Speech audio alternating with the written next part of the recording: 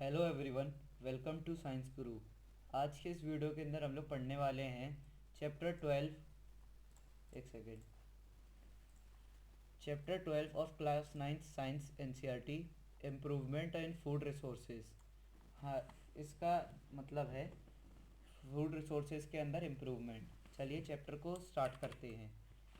We know that all living organisms need food. हमें पता है सारे जीवित ऑर्गेनिजम्स को खाना चाहिए।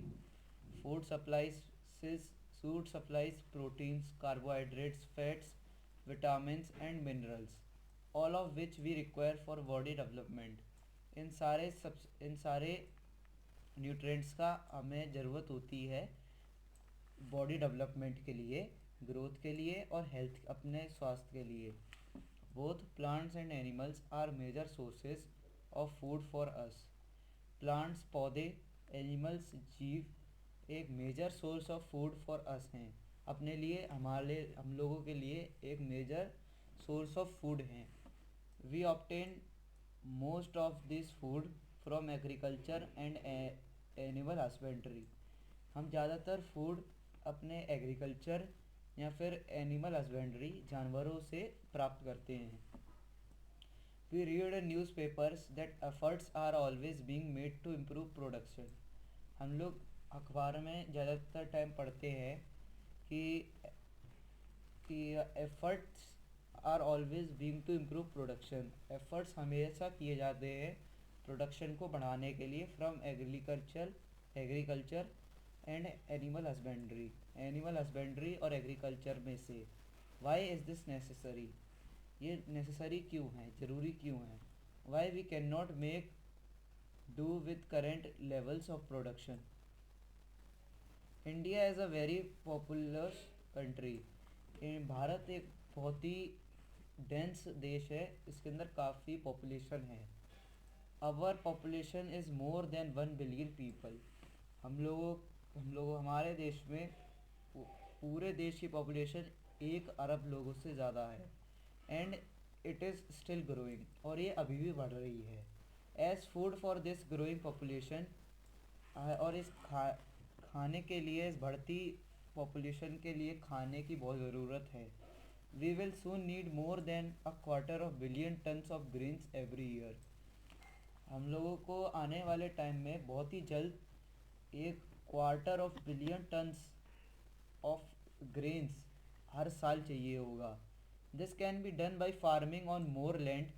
ये तभी हो सकता है जब हम लोग फार्मिंग को बढ़ाएं और ज़मीन पर। But India is already intensively cultivated. पर इंडिया के अंदर पहले से ही बहुत ज़्यादा कल्टिवेशन होता है। As a result we do not have any major scope for increasing the area of land under cultivation. अभी के लिए एक रिजल्ट के तौर पर हम लोगों के पास कोई कोई स्कोप नहीं है, कोई बड़ा स्कोप नहीं है ताकि हम लोग एरिया बढ़ा सकें, लैंड एरिया बढ़ा सकें कल्टीवेशन के अंदर। Therefore it is necessary to increase our production efficiency for both crops and life stock. इसका मतलब ये है कि हम लोगों को प्रोडक्शन बढ़ाना पड़ेगा, एफिशिएंसी भी बढ़ानी पड़ेगी क्रॉप्स और लाइफ स्टॉक दोनों के अंदर। Efforts to meet the food demand by increasing food production have led to some successes so far. Efforts दिखाना तो ताकि फूड डिमांड को हम लोग मीट कर सकें। Increasing food production have led to some successes so far. Food production को बढ़ाना सक्सेसेस की तरफ बहुत जल्द पहुंच रहा है। We have had the green revolution. हम लोगों के देश में ग्रीन रेवोल्यूशन भी हुआ था पहले, which contributed to increased food grain production, जो कि फूड ग्रेन प्रोडक्शन को बढ़ाने की तरफ कंट्रीब्यूट करेगा। We have also had the white revolution. हम लोगों के देश में वाइट रेवोल्यूशन भी हुआ था, which has led to better and more efficient use as well as availability of milk, जो कि और एफिशिएंट और मिल्क की बढ़ावा को और मिल्क प्रोडक्ट्स को बढ़ावे की तरफ ले गया। However these revolutions mean that our natural resources are getting used more intensively. और इन रेवोल्यूशंस ये दिखाते हैं कि हमारे यहाँ देश में फूड रिसोर्सेज बहुत जल्दी यूज़ होते हैं। As a result there are more chances of causing damage to our natural resources.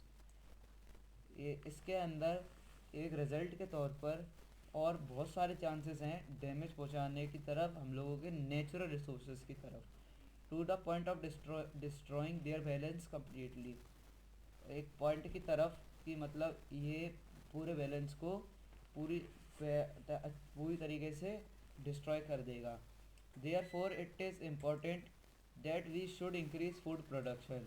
इसका मतलब ये बहुत काफ़ी ज़रूरी है कि हम लोगों को फूड प्रोडक्शन बढ़ाना चाहिए without degrading our environment and disturbing the balances maintaining it, बिना इन्वायरमेंट और नेचुरल रिसोर्सेज को डिस्टर्ब करे। Hence, there is a need for sustainable practices in agriculture and animal husbandry। तो इसका मतलब ये है कि एग्रीकल्चर के अंदर और एनिमल हस्बेंड्री के अंदर सस्टेनेबल प्रैक्टिसेस की काफ़ी ज़रूरत है।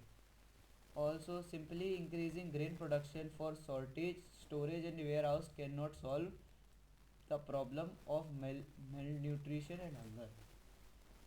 और कि एकदम आसानी से ग्रेन प्रोडक्शन को बढ़ाना, स्टोरेज को बढ़ाना वेयर हाउसेस के अंदर, ये हम लोगों की इस प्रॉब्लम को मेल न्यूट्रिशन मतलब विदाउट न्यूट्रिशन फूड और भुखमरी को ख़त्म नहीं करेगा। People should have money to purchase food. लोगों के पास पैसा होना ज़रूरी है खाना खरीदने के लिए। Food security depends on both availability of food and access to it. Food security दोनों चीज़ को दोनों चीज़ फूड सिक्योरिटी के अंदर आती हैं, availability of food and affordability of food. The majority of our population depends on agriculture for their livelihood. हम लोगों के देश में मेजॉरिटी ऑफ द ज़्यादातर लोग एग्रीकल्चर के ऊपर डिपेंडेंट हैं अपने लाइवलीहुड के लिए। Increasing the incomes of people working in agriculture is therefore necessary to combat the problem of hunger। उन लोगों की इनकम बढ़ाना जो कि एग्रीकल्चर में काम कर रहे हैं, ये नेसेसरी है ताकि हम भुखमरी जैसी समस्याओं का सामना कर पाएँ। Scientific management practices should be undertaken to obtain high yields from farms. Scientific management practices अच्छी तरीके से मैनेज करना, साइंटिफिक प्रैक्टिसेस का यूज़ करके ये होना चाहिए। High yields from farms, high yields मतलब अच्छी उपजाऊ, ज़्यादा उपजा के लिए फार्म्स में से, फॉर सस्टेन्ड लाइवलीहुड्स और सस्टेन्ड लाइवलीहुड के लिए। One should undertake mixed farming, intercropping and integrated farming practices. और मिक्स्ड फार्मिंग और इंटरक्रॉपिंग और integrated farming practices, for example combine agriculture with livestock, poultry, fisheries, beekeeping. Example के तौर पर agriculture को आप मिक्स कर सकते हैं livestock, fisheries, fish farming, poultry, beekeeping. Beekeeping मतलब मधुमक्खी के छत्ते, शहद का बिजनेस, शहद का प्रोडक्शन, ये सब चीज़ें मिक्स कर सकते हैं। The question thus become how do we increase the yields of crops and livestock. और यहाँ पर एक क्वेश्चन बनता है, हम लोग इसके यील्ड को, क्रॉप्स की यील्ड और लाइव स्टॉक को इंक्रीज कैसे कर सकते हैं। Topic 12.1 improvement in crop yields. Cereals such as wheat, rice, maize, millets and sorghum provide us carbohydrate. Cereals जैसे कि आटा, चावल, मेज, मिलेट्स और सोरगम हम लोगों को कार्बोहाइड्रेट देते हैं एनर्जी के रिक्वायरमेंट के लिए।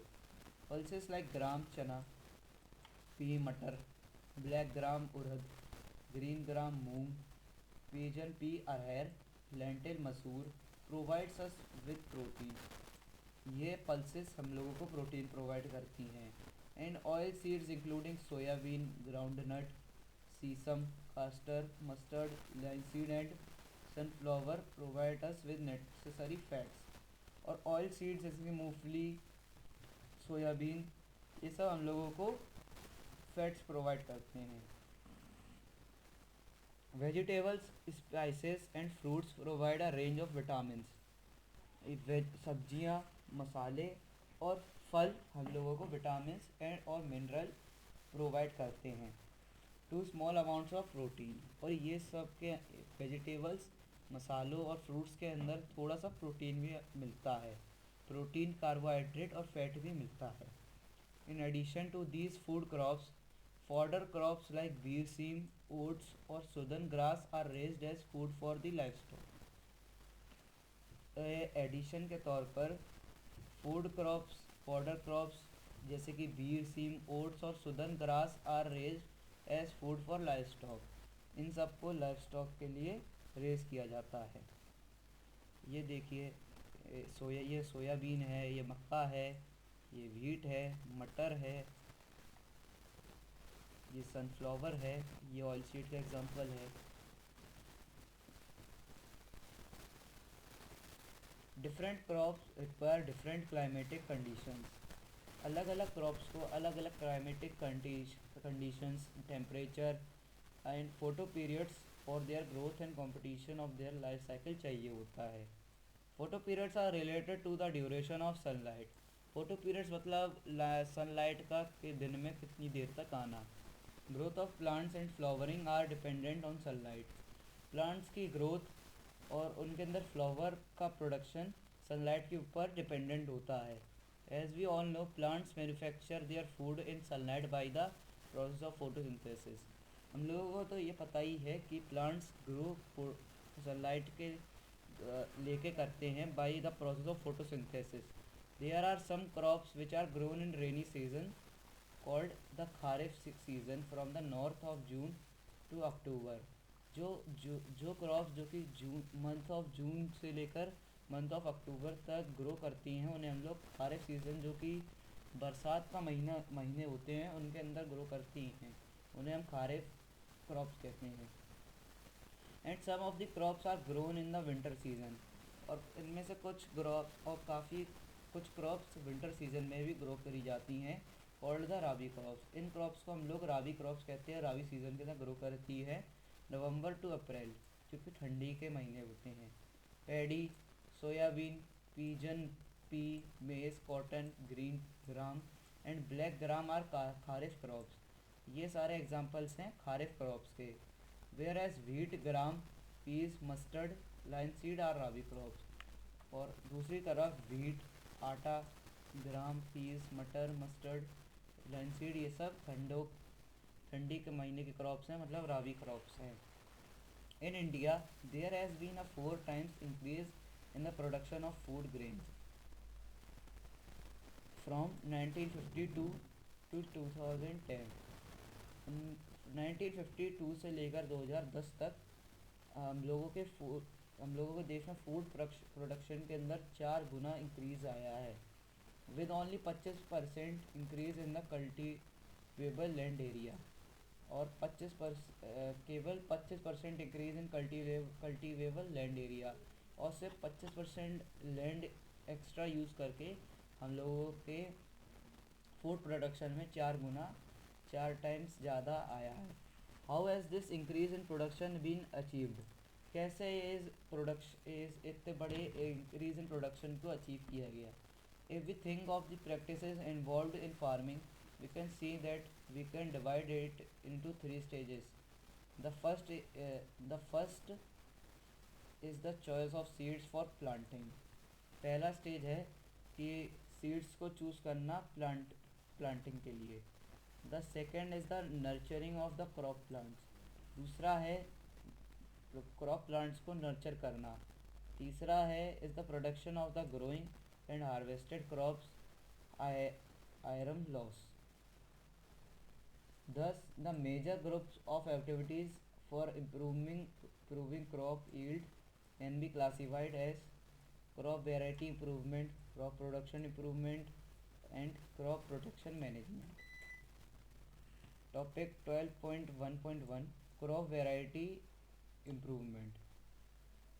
This approach depends on finding a crop variety that can give a good yield. ये अप्रोच क्रॉप वेराइटी इम्प्रूवमेंट का अप्रोच एक ऐसे क्रॉप को ढूंढने में चाहिए जो कि अच्छी यील्ड दे, अच्छी उपजाऊ दे। Varieties of strains of crops can be selected by breeding for various useful characteristics such as disease resistance, response to fertilizers, product quality and high yields. One way of incorporating desirable characters into crop varieties is by hybridization. एक तरीका incorporating desirable characters into crop varieties के अंदर convert करना वो तरीका है hybridization. Hybridization refers to crossing between genetically dissimilar plants. Hybridization का मतलब है दो तरीके के क्रॉप्स को जेनेटिकली मिक्स करना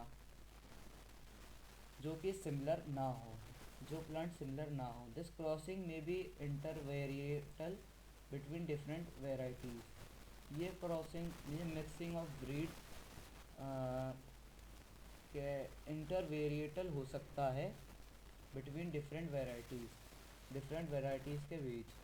inter specific between two different species of the same genus और intergenetic between different genera. Another way of improving the crop is by introducing a gene that would provide the desirable characteristics. This result in genetically modified crops for new varieties of crops to be accepted, ताकि new varieties of crop को हम लोग accept कर सकें। It is necessary that the variety produces high yields under different conditions. ये इसके अंदर ये ज़रूरी है कि जो वैरायटी है वो हाई यील्ड, हाई उपजाऊ, अच्छी उपजाऊ करे अलग अलग कंडीशंस के अंदर। that are found in different areas. Farmers would need to be provided with good quality seeds of a particular variety. That is, the seeds should all be of the same variety and germinate under the same condition. Cultivation practices and crop yield are related to weather. Cultivation और crop yield weather से related होता है। Soil quality and availability of water, soil quality और पानी की ज़रूरत की तरफ भी निर्भर होता है। Since weather condition such as drought and flood, जैसे वेदर कंडीशंस जैसे कि सूखा पड़ जाना या पानी की बाढ़ आ जाना, सिचुएशंस आर अनप्रिडिक्टेबल। ये सिचुएशंस अनप्रिडिक्टेबल होती है ना, प्रिडिक्ट नहीं किया जा सकता। Varieties that can be grown in diverse climatic conditions are useful, और वेराइटीज़ जो कि डाइवर्स क्लाइमेटिक कंडीशंस में यूजफुल होती हैं। Similarly varieties tolerant to high soil salinity, इसी तरीके से हाई सॉइल सैलिनिटी के वेराइटीज़ की तरफ भी होता है। हैव बीन डेवलप्ड, ये डेवलप्ड हो चुकी हैं, हाई सॉइल सैलिनिटी की वेराइटी से डेवलप्ड हो चुकी हैं। Some of the factors for which variety improvement is done, जो कुछ फैक्टर्स जिसके लिए इम्प्रूवमेंट ऑफ वेराइटी की इम्प्रूवमेंट होती है are, first point, higher yield to increase the productivity of the crop per acre, ये अच्छी उपजाऊ ताकि प्रोडक्टिविटी ऑफ क्रॉप को हम लोग इंक्रीज़ कर सकें हर एकड़ पे। Second point, improved quality increase करना, क्वालिटी को अच्छा करना। Quality considerations of crop products vary from crop to crop, quality को कंसीडर ऐसे कर सकते हैं, तो क्वालिटी कंसीडर हो सकती है क्रॉप से क्रॉप की तरफ।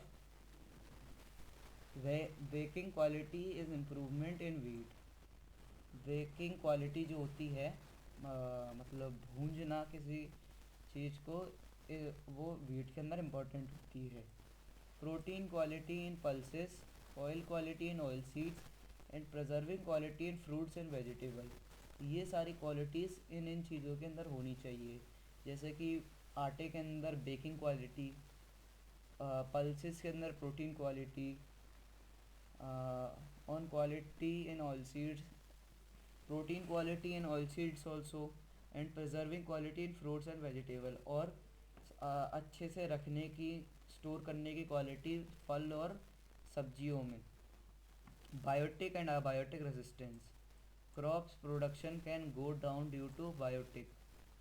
क्रॉप्स जो क्रॉप्स का प्रोडक्शन होता है वो नीचे जा सकता है, मतलब उपजाऊ कम हो सकती है biotic disease, insects and biotic biotic conditions की वजह से, जैसे कि कोई बीमारी लग जाना, कीड़े लग जाना, इन चीज़ों की वजह से.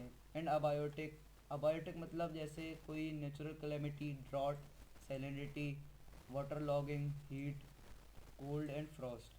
Stresses under different situations. Varieties resistant to these stress can improve crop production. Change in maturity duration. The shorter the duration of the crop from sowing to harvesting, जितना कम समय होगा, the more economical is the variety. Such short duration allows farmers to grow multiple rounds of crop in a year. जितने कम समय के अंदर आप crop को उगा के काट दोगे, उतनी ज़्यादा इकोनॉमिकल फ़ायदा मिलेगा फार्मर्स को. Short duration also reduces the cost of crop production. छोटे ड्यूरेशन के अंदर एक चीज़ को करना क्रॉप प्रोडक्शन के कॉस्ट को भी कम करेगा. Uniform maturity makes the harvesting process easy और and reduces losses during harvesting. Uniform maturity के वजह से जो हार्वेस्टिंग प्रोसेस है वो इजी हो जाएगा एंड लॉसेस ड्यूरिंग हार्वेस्टिंग, और हार्वेस्टिंग के टाइम पर जो लॉस होते हैं वो भी कम होंगे. वाइडर अडेप्टेबिलिटी, जल्दी से ज़्यादा अडेप्ट करना. Developing varieties of wider adaptability will help in stabilizing the crop production. Varieties को बढ़ाना, ज़्यादा अडेप्ट करने के लिए ये हमें मदद कर सकता है क्रॉप प्रोडक्शन को स्टेबलाइज करने में. अंडर डिफरेंट इन्वायरमेंटल कंडीशन, अलग अलग इन्वायरमेंटल कंडीशंस के अंदर. One variety can then be grown under different climatic conditions in different areas. और एक वेराइटी जो कि ग्रो कर सकती है अंडर डिफरेंट क्लाइमेटिक कंडीशंस, अलग अलग क्लाइमेटिक कंडीशंस के अंदर, अलग अलग एरिया में. Desirable agronomic characteristics. Tallness and profuse branching are desirable characteristics for fodder crops. Dwarfness is desired in cereals, so that less nutrients are consumed by these crops. Thus, developing varieties of desired agronomic characters help give higher productivity. इसका मतलब ये है ज़्यादा variety बढ़ाना हम लोगों को एग्रोनॉमिकली higher productivity देता है.